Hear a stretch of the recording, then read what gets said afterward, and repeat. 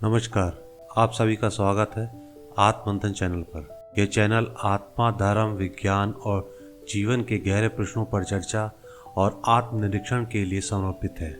यहाँ प्रस्तुत सामग्री शोध और प्राचीन शास्त्र और दर्शनों और विचारों के आधार पर तैयार की गई है। हमारा उद्देश्य सभी धर्मों और विचारधाराओं के प्रति सम्मान रखते हुए सत्य की खोज के मार्ग पर प्रेरणा देना है। ये चैनल किसी एक विचारधारा का समर्थन नहीं करता और न ही किसी को ठेस पहुंचाने का इरादा रखता है। यह एक मंच है जहां संवाद, आत्मचिंतन और विचार का आदान प्रदान हो सके। हमारी जानकारी का उद्देश्य जागरूकता फैलाना है, न कि इसे अंतिम सत्य के रूप में प्रस्तुत करना। हम आपसे अनुरोध करते हैं किसी भी जानकारी को अपने विवेक और अध्ययन के आधार पर अपनाएं। आइए आत्ममंथन करें और अपने भीतर के सत्य को जानें। तो शुरू करते हैं आज का एपिसोड। सापेक्षता का सिद्धांत यानी कि theory of relativity Albert Einstein द्वारा 1905 और 1915 में प्रस्तुत किया गया।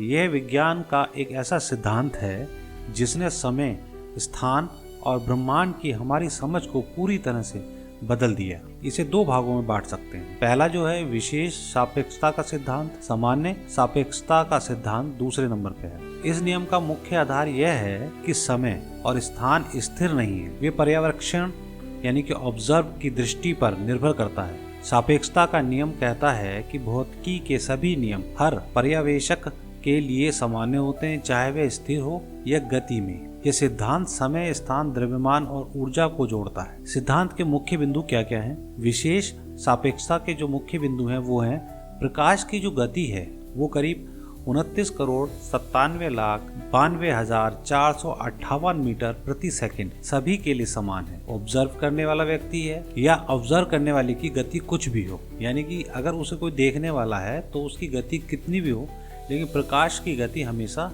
कांस्टेंट ही रहती है, जो मैंने आपको बताई। समय का फैलाव, जब कोई वस्तु प्रकाश की गति से करीब पहुंचती है तो उसका समय धीमा हो जाता है। गति के कारण किसी वस्तु की लंबाई सिकुड़ जाती है और E=mc² का सूत्र ऊर्जा और द्रव्यमान एक दूसरे से जुड़े हुए हैं और यह बताते हैं कि द्रव्यमान ऊर्जा का ही एक रूप है। सामान्य सापेक्षता, गुरुत्वाकर्षण, इसे समय और स्थान के कर्वेचर और स्पेस टाइम के रूप में समझाया गया है। गुरुत्वाकर्षण के कारण समय धीमा हो जाता है।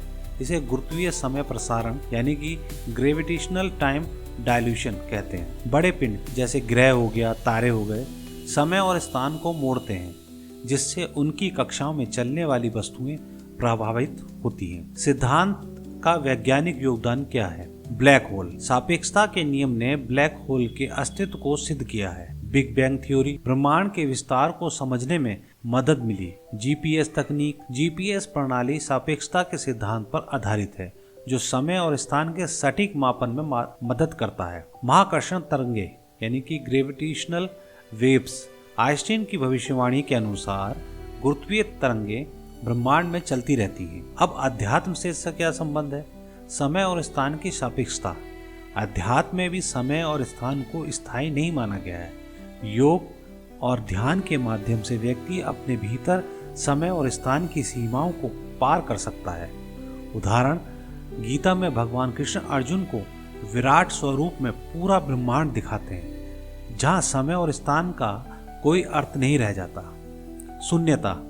सापेक्षता का नियम बताता है कि जब हम गति के उच्चतम स्तर जैसे प्रकाश की गति पर पहुंचते हैं तो समय और स्थान लगभग शून्य हो जाता है। यह शून्यता अध्यात्म के निर्माण या कैवल्य से जुड़ी हुई है। ऊर्जा और चेतना यानी कि E=mc² का सिद्धांत ये बताता है कि द्रव्यमान और ऊर्जा एक ही है। अध्यात्म में भी कहा गया है कि सारा ब्रह्मांड एक ही ऊर्जा का विस्तार है, जिसे ब्रह्म कहा जा सकता है। माया और वास्तविकता। सापेक्षता के अनुसार हमारी वास्तविकता पर्यवेक्षक के दृष्टिकोण पर आधारित होती है।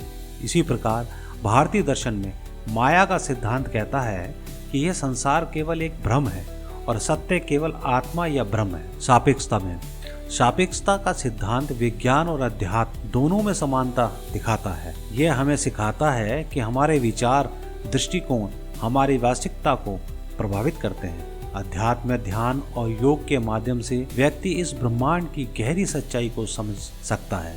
जैसे सापेक्षता का नियम हमें यह बताता है कि समय और स्थान भी स्थायी नहीं है।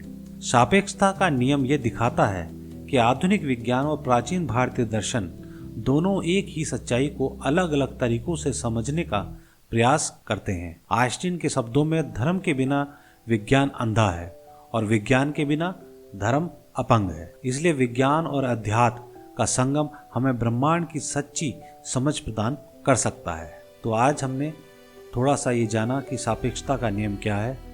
आप सभी से निवेदन है, कमेंट करके मुझे बताइए कि आपको ये एपिसोड कैसा लगा। अगर आपका कोई सवाल है तो मुझसे साझा कीजिए। आपका कोई प्रश्न है, आपकी कोई जिज्ञासा है, उसको आप मुझसे साझा कीजिए। और आप सभी का बहुत बहुत धन्यवाद।